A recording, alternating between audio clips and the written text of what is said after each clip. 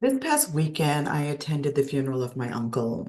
Now, by the world standards, he might not have been labeled a leader. He didn't have any official title or have any great influence in that traditional sense.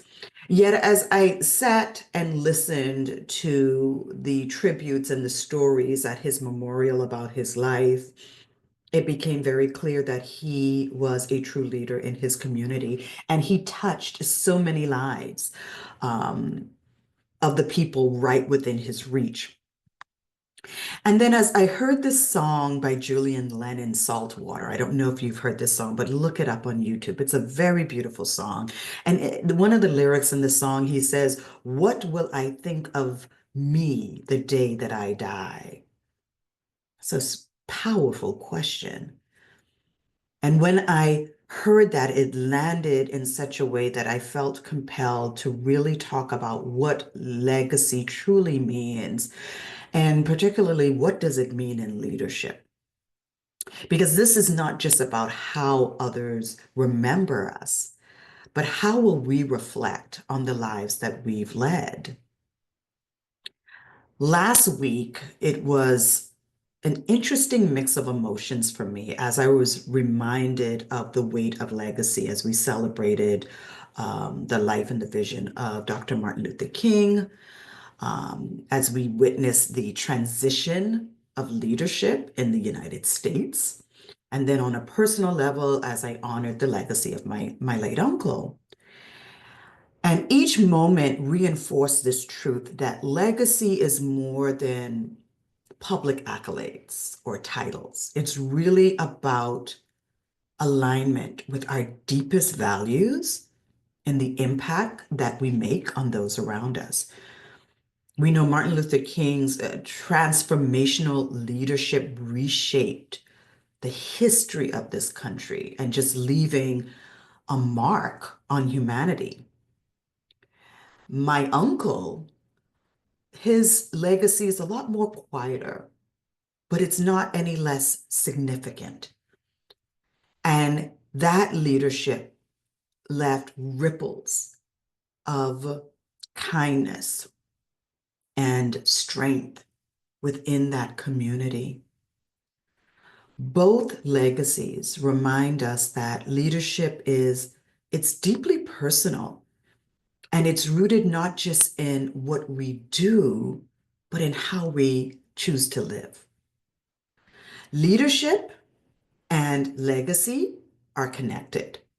So every act of leadership leaves behind some sort of a lasting impact of your actions and your behaviors. It's not enough to simply be a good, strong, or effective leader, but you have to ask yourself, who am I serving?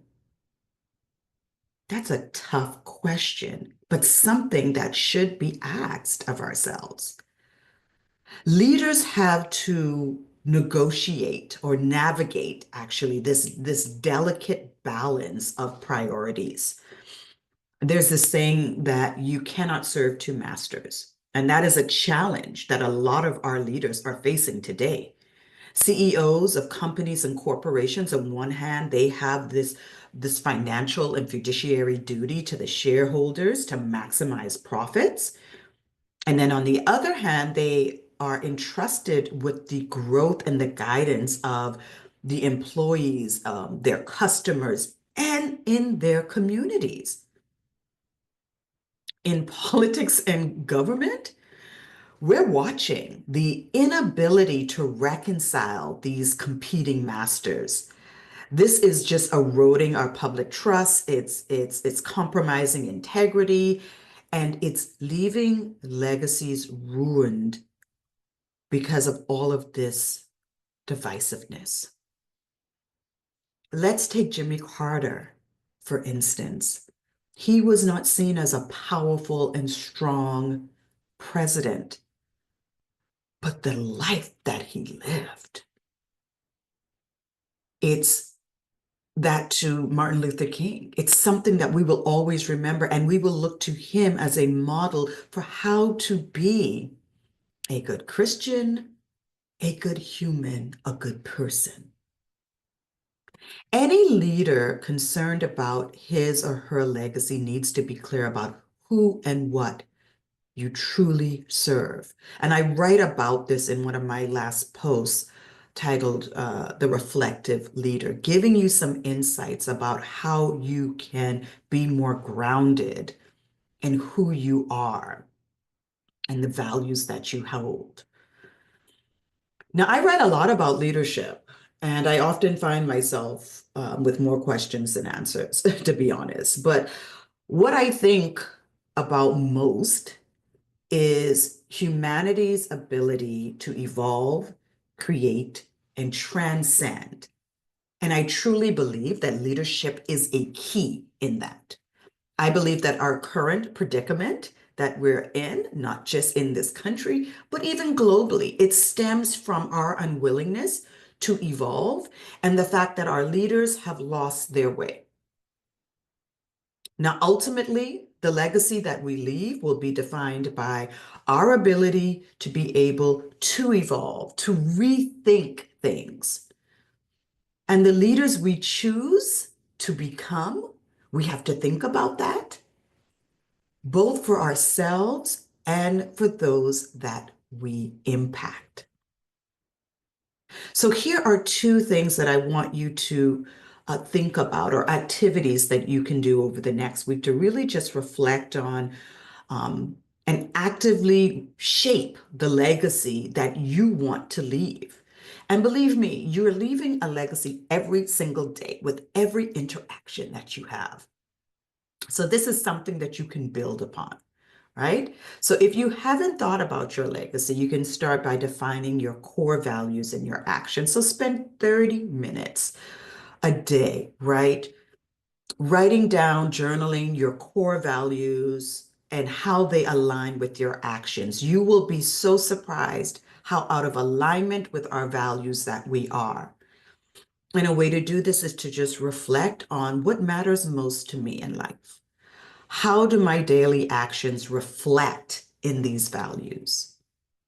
And if someone described my impact, what would I want them to say? Right? So this helps you clarify the principles that are driving your legacy. And then the next one is take one aligned action with your legacy goals, right?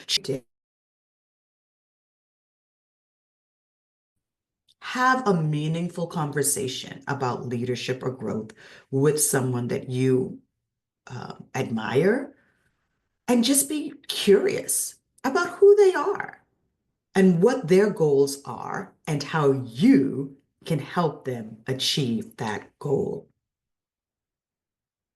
Okay, so this moves your reflection into action, and you're taking a small step every day to build on your legacy. This is something,